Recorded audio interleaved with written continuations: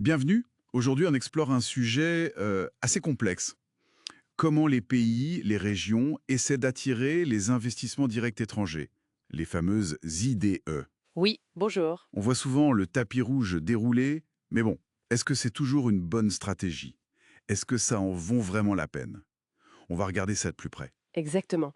Et pour ça, on s'appuie sur plusieurs analyses sérieuses. La CNUCD, donc la Conférence des Nations Unies sur le commerce et le développement, mais aussi des recherches spécifiques sur les stratégies de promotion et puis les lignes directrices de l'OCDE.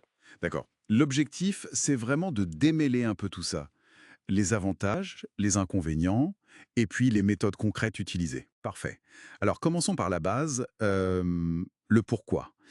L'idée générale, c'est que l'IDE, ça agit un peu comme un accélérateur de développement, non? Ça apporte de la technologie, ça crée des emplois. C'est l'image qu'on en a souvent.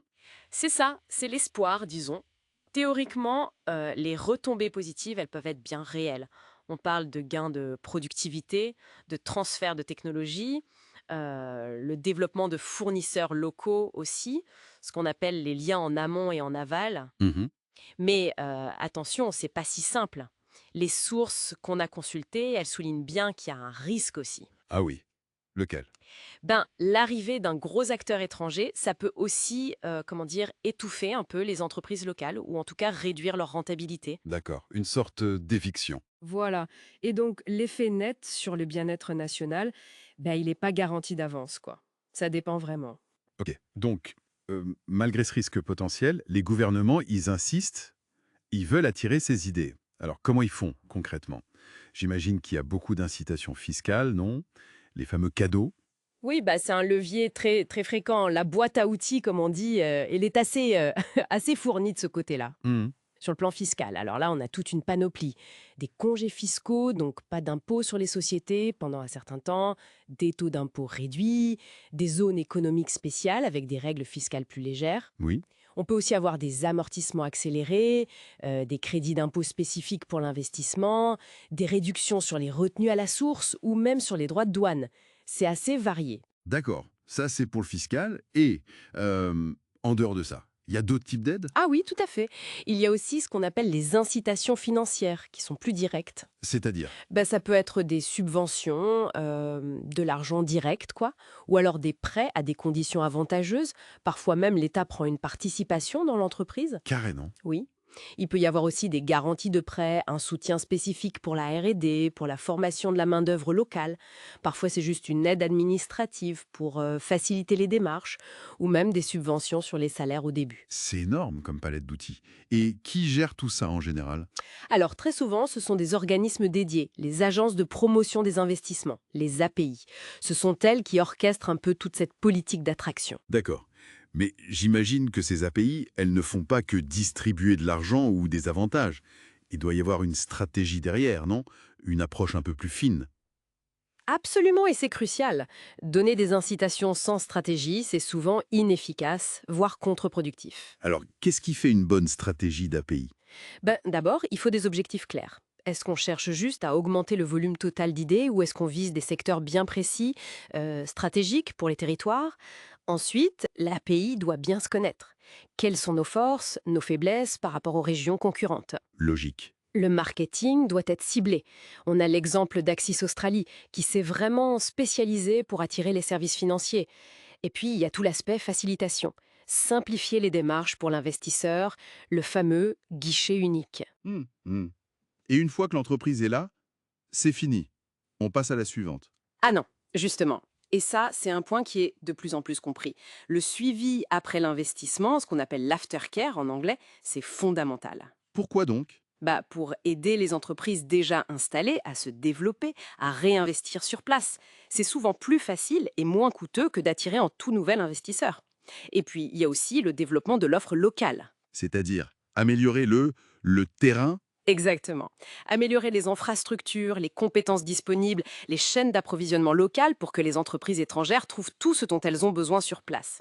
L'Irlande est souvent citée en exemple pour ça, pour son approche très intégrée qui combine fiscalité, suivi et développement local. Intéressant. Et on parle aussi de pôles de compétitivité, les clusters. Oui, Oui, c'est une autre approche stratégique. Concentrer les efforts sur des secteurs où le territoire a déjà une certaine masse critique pour créer un écosystème attractif. Bon, tout ça, ça a l'air très pensé, très structuré. Mais la question qui tue, c'est est-ce que ça marche? Est-ce que tous ces efforts, toutes ces dépenses, au final, c'est rentable pour le pays ou la région? Qu'est-ce que disent les études là-dessus? Alors là, le bilan est, disons pour le moins, nuancé. C'est pas une réponse simple. Je m'en doute. Une étude importante de la CNUSED, par exemple, elle conclut qu'il y a en fait assez peu de preuves solides que les incitations, surtout les subventions directes, améliorent globalement le bien-être national. Ah bon? Oui, il cite l'exemple des usines aux automobiles de GM et Ford au Brésil qui ont été attirées avec des aides massives et selon l'étude, ça aurait probablement réduit le bien-être national brésilien à cause du coût de ces aides. Ouch! À l'inverse, on a le cas du Costa Rica avec Intel. Ils ont réussi à attirer ce géant de la technologie sans offrir de subventions spécifiques énormes, en misant surtout sur leur régime de zone franche déjà existant et un environnement stable. Une approche plus prudente en somme. Donc l'argent seul ne fait pas le bonheur et peut même être contre-productif. C'est un peu ça. Et c'est vraiment le message fort qu'on retrouve aussi du côté de l'OCDE. Qu'est-ce qu'ils disent, eux? Ils insistent beaucoup sur le fait que les incitations, quelles qu'elles soient, ne peuvent jamais remplacer les fondamentaux. C'est-à-dire?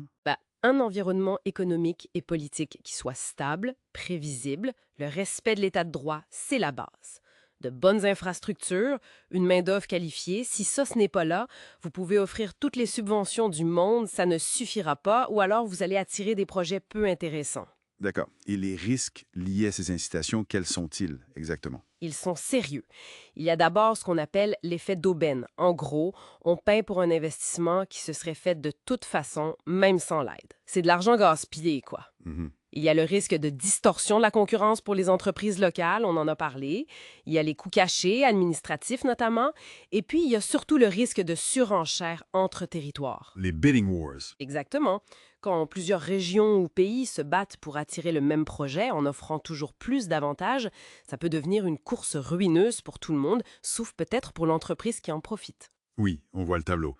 Alors, si un gouvernement décide quand même d'utiliser ces outils d'incitation, qu'est-ce qu'il devrait faire pour minimiser ces risques? Quelles sont les bonnes pratiques? L'OCDE donne des pistes claires. D'abord, avoir des objectifs précis et mesurables pour chaque aide accordée. Ensuite, la transparence est essentielle. Savoir qui reçoit quoi et pourquoi. Oui.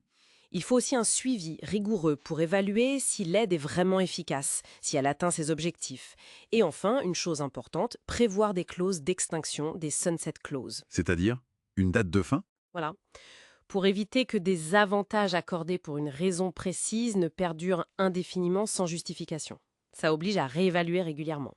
Donc, pour résumer, attirer l'idée, c'est loin d'être une science exacte.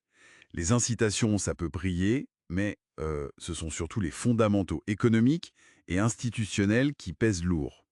Et une stratégie mal calibrée, ça peut coûter cher.